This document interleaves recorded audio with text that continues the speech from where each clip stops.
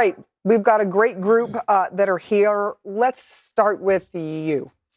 When it comes to that comment you just heard there, a wise man says nothing. It's that old adage, if you don't have anything nice to say, don't say anything at all. Is that what should have happened with President Trump? I was 9, 10, 11 years old where my grandfather, of whom I'm named after, Arthur Aidala, taught me that lesson. I think I was being critical about someone or something, and he was like, hey, Artie, you know what? If you don't have anything nice to say, just don't say anything at all. And I believe that's what the president did when the Vice President Dick Cheney died. I think he didn't really acknowledge it whatsoever, and I think that would have been the wise choice here. And even if he did, if he couldn't help himself but say something critical, you have to say, look, I never liked Rob Reiner. We never got along. He was so overly critical of me. But what happened to him and his family was so horrific and so tragic that the nation should pray for them. Scott, why doesn't the president rise to the occasion? When it comes to these sorts of things, we see kind of over and over again, his responses are often less than humane. Well, I agree with Arthur. I think he should have said nothing. Look, I'm not surprised that Donald Trump didn't have anything nice to say about Mr. Reiner. Reiner was one of his most vocal critics and did for, basically a decade say he should be in prison, called him a fascist, et cetera, et cetera. But the correct answer here, and the advice I would have given him, is just put it in your pocket. You're allowed to harbor opinions and feelings about people, but in this particular case, someone was tragically murdered. Look, we just, as conservatives, we just rolled out of one of the most horrific things that have happened to our movement, which is the murder of Charlie Kirk. And I have been very critical of everybody who celebrated that murder, the thousands and thousands of liberals who've celebrated that. They shouldn't have done that either. And so, in this particular case, putting it in your pocket would have been the right. And the thing is, Rob Reiner did not celebrate Charlie's murder. Yeah. He condemned it very vocally. So yes, on one hand, he's done more than just criticize Donald Trump. He's raised millions and millions and millions of dollars to make sure Trump didn't become president. However, when Charlie was executed, Rob Reiner came out forcefully and said, I don't care what anyone's politics is, this should and I would suggest that the office of President of the United States comes with a higher bar and a certain duty. And if he can't exercise the duty, then just shut up. Keep your mouth shut and keep Rob Reiner's name out of your mouth, particularly today. Look, what happened to that family is really an unspeakable tragedy. It's so hard for me to wrap my arms around. And there are millions of American families who are dealing with children with mental illness and drug addiction. And as a family, my own family, that has suffered from the consequences of drug addiction, I can tell you that the biggest fear of any parent, and they can be very good parents who don't give up on their child and who love that child, but can't save the child no matter how many times you send them to rehab, no matter how many times you send them, no matter what pills you're on, sometimes you just can't reach a kid. And the biggest terror of one of those parents is that child will hurt themselves or hurt somebody else, much less somebody in the family. So what is happening to this American family is tragic. And for Donald Trump to use the occasion, not to rise to the occasion, but to lower himself to a level that I can't even imagine and attack Rob Reiner and say his death was caused by his criticism of Trump is disgusting and condemnable and unacceptable. And I am glad that both of you are saying that it was the wrong thing to do, because we cannot normalize this level of cruelty and stupidity by Donald Trump. But it is normalized. And I think that No, it's not, Bakari. Maybe that is my youthful naivete, or maybe that is my pessimism that Donald Trump has bestowed upon this country. But he's never risen to the level of the office when we have this moment. He's never been there when the country needed him to bridge a gap or divide. I recall during the Mother Emanuel shooting when Barack Obama sang Amazing Grace, how the country was just the pendency of that song was able to just talk about that issue of race and come together in a tone and tenor that hadn't been done before. I remember George W. Bush after 9/11. Those type of tragic events, he was there. You remember the ball game, those type of things.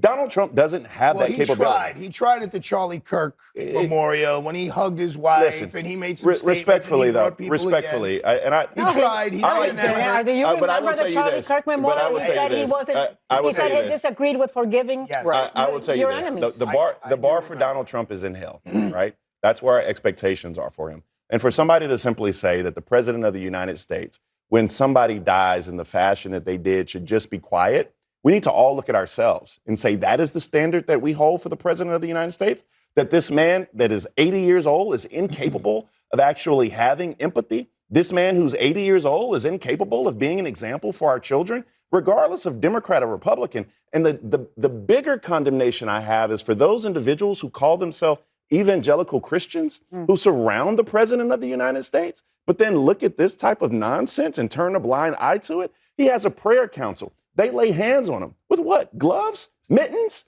I mean, that ain't getting through. I mean, who are they praying to? And so I have a great deal of disdain for, and listen, there are people who will say, I love Donald Trump's policies. I hate the man that he is. That is just a very, very weird paradigm that I'm not sure I could find myself in.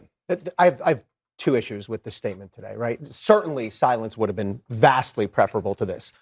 But number one is just the sheer and utter soullessness of this statement. How long was it between the actual murder and the statement? 7 hours? 6 hours? I mean, not even a moment of breath and grace. But number two, as Anna referred to, the statement spreads misinformation. It suggests that the cause of the murder was something about politics or Rob Reiner's view of Donald Trump. That is dangerous. We see how quickly the tiniest little flicker can cause conspiracy theories and inaccurate information to take off. It's irresponsible of him to do that. And I'm actually surprised. It could have been an opportunity for Donald Trump to say, look what narcotics do to families. This is one of his number one issues. It's why he's doing what he's doing with Venezuelan boats, right? And he could have said, you see what these drugs do to these families? It's horrible. My blessings, my prayers are with them. It was Yes. definitely a missed opportunity on the level and I didn't think about your level, but on the level of what Anna is saying, he could have risen to the occasion and just said,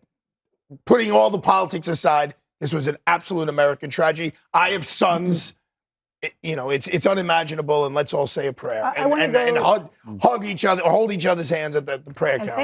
Think of this family today. I mean, think God. about a daughter You who can't. walked into that house You found her can't. parents. And he's got another son as well. I just, saw his parents. given what we just lived through with Charlie, I mean, every conservative that I know is still very much processing this. And I'm going to stop you there because I want to play some of the reaction to when Charlie Kirk was killed. Here's sort of just a smattering of what was said mostly from Republicans.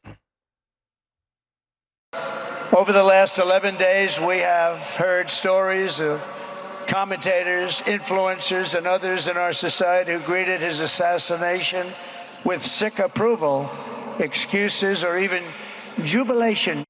The man wasn't even buried yet, and Democrat members of Congress were denigrating his memory. Many Democrats in elective office have now been totally captured by a radical fringe of the far-left base who want to dehumanize every person they disagree with. We must continue to call this wickedness out. Some of the very same people who spent the last 8 years trying to sit in moral judgment of anyone who disagreed with them about politics suddenly started cheering for a murder.